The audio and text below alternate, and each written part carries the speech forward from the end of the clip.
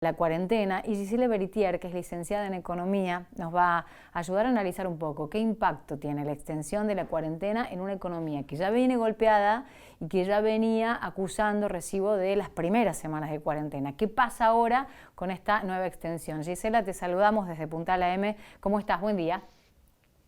Hola, ¿cómo estás? ¿Todo bien? Todo bien, escuchándote, a ver atentamente lo que desde la licenciatura en Economía nos puede ayudar a entender a los que nos tenemos que preparar y todas las herramientas que tenemos que contemplar como ciudadanos y también mirando a nuestros gobernantes, ¿no? Gobernador Schiaretti, al presidente y Sí, sus decisiones. sí.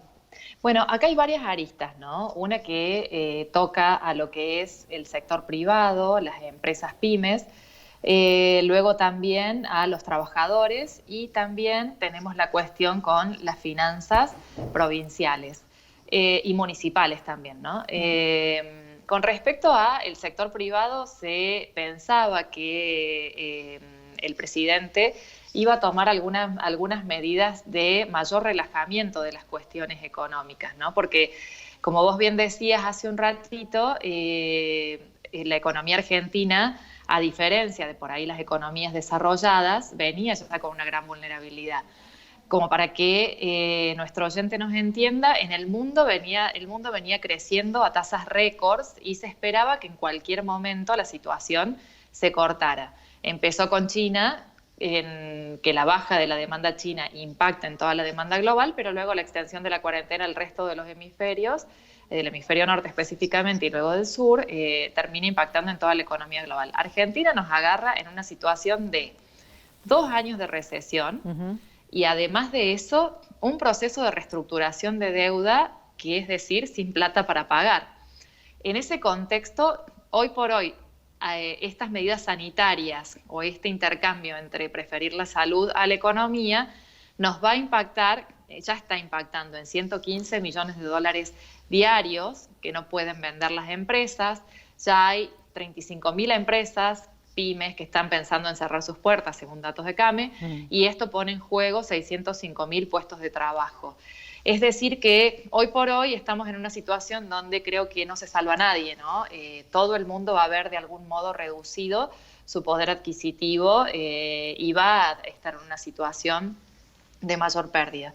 En esto después hay sectores obviamente puntuales que van a salir mejor parados que otros, como los relacionados con la salud, los sanitarios, pero los sectores hoteleros, del turismo, incluso los sectores educativos, son todos sectores que van a estar muy, muy afectados con el efecto que eso produce en la economía. La construcción, por ejemplo, es un claro ejemplo. La construcción es un sector que motoriza muchísimo la demanda en general de la economía y es un sector que sigue parado, ¿no?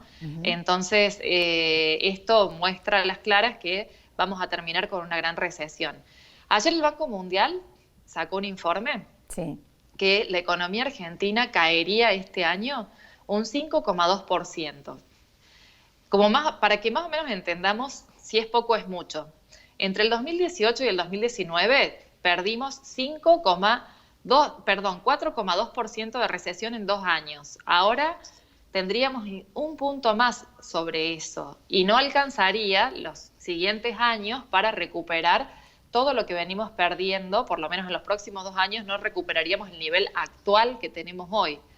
O sea que esto es una situación de mucha preocupación en donde se va a seguir profundizando el desempleo, la pobreza, el entramado provincial va a seguir bastante flojo. Pero hay una cuestión adicional que tiene que ver con las finanzas provinciales y municipales. Las provincias hoy están muy endeudadas y con la baja en los niveles de actividad también ha impactado muy fuerte en las recaudaciones. Ha pasado lo mismo en los municipios. Alberto Fernández ha realizado la semana pasada un envío de fondos para que se puedan pagar sueldos. Escuchaba que en el caso provincial el gobernador Schiaretti decía que alcanzaba solamente para el 10% de los sueldos. Entonces, hoy las provincias se ven en la situación de decir, bueno, ¿qué hacemos? ¿Bajamos sueldos o emitimos cuasimonedas para mantener el poder adquisitivo? Bueno, eso te quería preguntar, que describas técnicamente, para los que no manejamos tanta información al respecto, ¿qué significa una cuasimoneda y para qué serviría? Y en el caso de tomarse esa decisión, ¿no?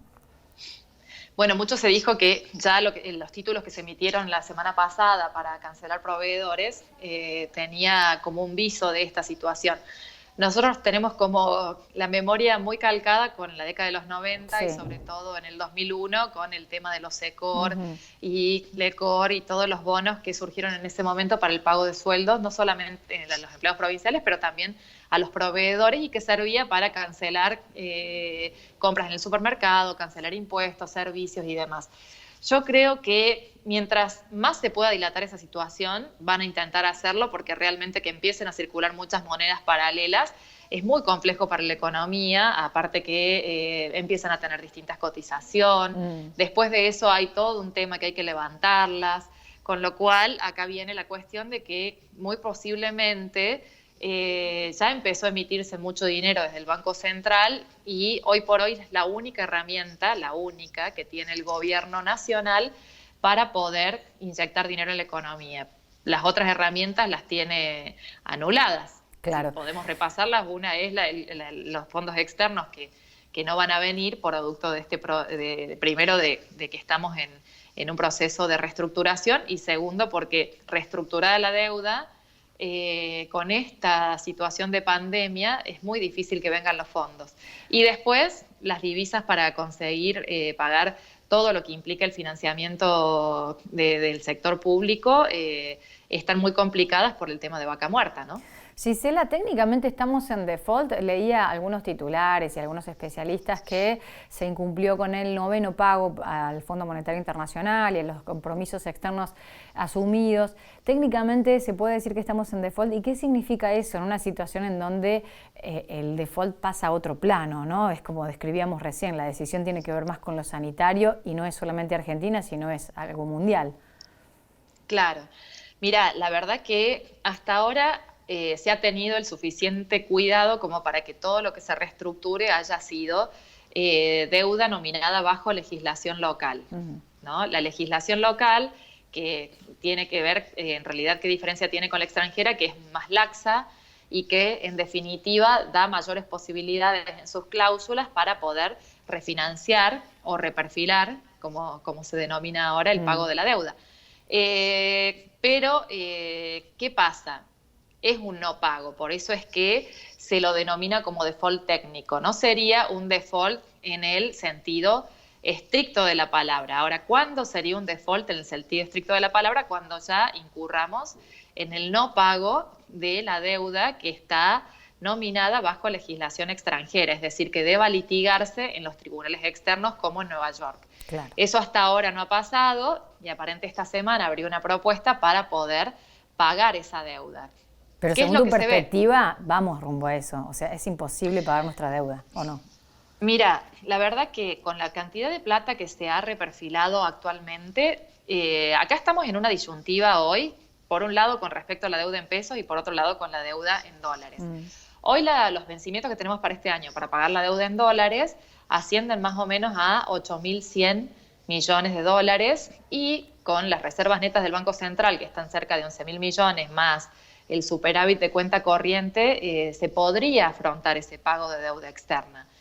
Pero la otra cuestión es que tenemos mucha deuda, muchos vencimientos nominados en pesos, que hasta ahora esos nominados en pesos eran bonos que se venían reperfilando o refinanciando y que las empresas argentinas venían justamente refinanciando. Pero ahora que las empresas argentinas necesitan liquidez para el pago de sueldos, para poder afrontar toda esta situación, no sabemos qué va a pasar. Entonces, realmente, lo que vos decías, el escenario es muy complicado y vamos a ver cómo se sale de esta, ¿no? Si no se puede pagar eso, ahí sí caeríamos en un default con las consecuencias que ya hemos visto en el 2001 de Claro. cierre total de los mercados.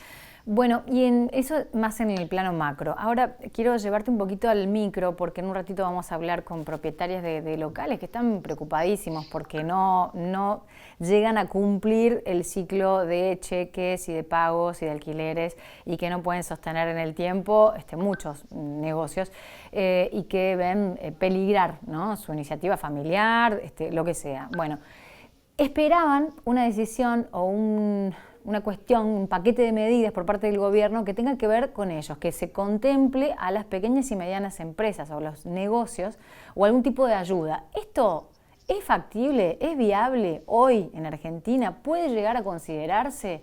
¿O desde tu óptica pensás que no va a ser así y que deberán aguantar como puedan o cerrar sus puertas? Mira, la gran realidad es que hoy están en mejor situación aquellas empresas que han tenido toda su actividad formalizada que aquellas empresas o emprendimientos que se manejaban informalmente. Porque hoy aquellas empresas que están formalizadas y que tienen sus empleos en blanco y demás pueden acceder a fondos y beneficios que, por ejemplo, estos créditos al 24% que el Banco Central sacó y que se están dando a través de los bancos para poder afrontar el pago de sueldos, que es un crédito que, si bien tiene una tasa de interés, va muy por debajo de una inflación proyectada de un 40%. Las empresas hoy lo están tomando, las que están formalizadas, por una situación de que hoy lo que se recomienda a todas las empresas es estar lo más líquido posible, es decir, dinero que tengan en efectivo, poder guardarlo para hacer frente a pagos que tengan que ser muy calculados, porque evidentemente entran menos ingresos, por lo tanto también hay que cuidar los gastos. Pero las empresas que están informales, que han tenido la mayor parte de su actividad informal, hoy están muy complicadas para poder acceder a estos beneficios que están lanzando desde el Gobierno Nacional. Ahora, con respecto a tu segunda pregunta, si van a sacar más beneficios o no, y habrá que ver, hoy la gran pregunta es si es suficiente lo que se está imprimiendo en materia de paquetes, porque el Banco Central ha emitido un 2,36% para tomar las medidas. Por ejemplo, Estados Unidos emitió un monto histórico de dinero, ni en la crisis del 2008 lo había hecho, de un 10% de su PBI. Y acá hay que ver si con este 2% va a ser suficiente o no va a ser suficiente para que la economía argentina, no te digo que se reactive, pero por lo menos que no se caiga a los niveles que se prevé que va a caer. Pero esto está por verse. Y la gran diferencia entre una pyme que pueda acceder o no acceder es el nivel de formalización que tenga. Y es la dificultad que se está presentando. Finalmente, Gisela, y ya te liberamos, muchas gracias por contestarnos a todas las preguntas. No, está todo bien. Es los ciudadanos comunes que tienen algún pequeño montito, que lo tienen guardado. ¿Qué recomendás? ¿Hacer operación en plazo fijo? ¿Hacer una compra de dólares si es que se puede? Si es que uno puede moverse y realizarlas a lo mejor online. ¿Qué es lo mejor para guardar, para resguardar ese pequeño porcentaje, tener algo de ganancia frente a este escenario? Hoy no hay muchos instrumentos en los cuales se puedan obtener grandes ganancias. De hecho, hoy, con que uno pueda mantener la liquidez, no son tiempos de generar ganancias, son tiempos de poder conservar el capital que uno tiene y cuidarlo, ¿no? En ese sentido, hay que ir a instrumentos muy conservadores, como un plazo fijo. Por más que el plazo fijo pague una tasa de interés por muy debajo de la inflación, en realidad uno tiene que hacerse con esta cabeza, ¿no? Dólares en realidad en el mercado formal no puede ir, a no ser que se vaya al mercado informal, y eso también tiene su dificultad, ¿no?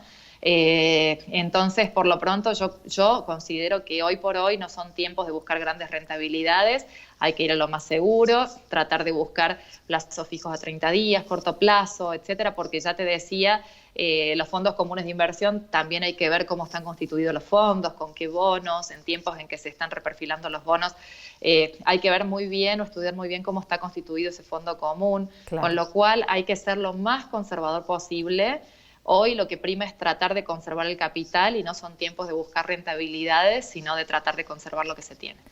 Gisela Beritier, muchísimas gracias como siempre por el contacto. No, muchas gracias. Que andes bien, Paula. Bueno, desde Córdoba, la licenciada en Economía que nos ayudaba a contestar varias preguntas, desde lo macro hasta lo micro, lo pequeño, lo individual. Ese porcentaje, esa cuestión que queremos cuidar, resguardar, porque es el trabajo hecho, logrado, y a lo mejor decimos, bueno, no se puede ni comprar otra moneda, no se puede comprar dólares, euros, ¿cómo hago?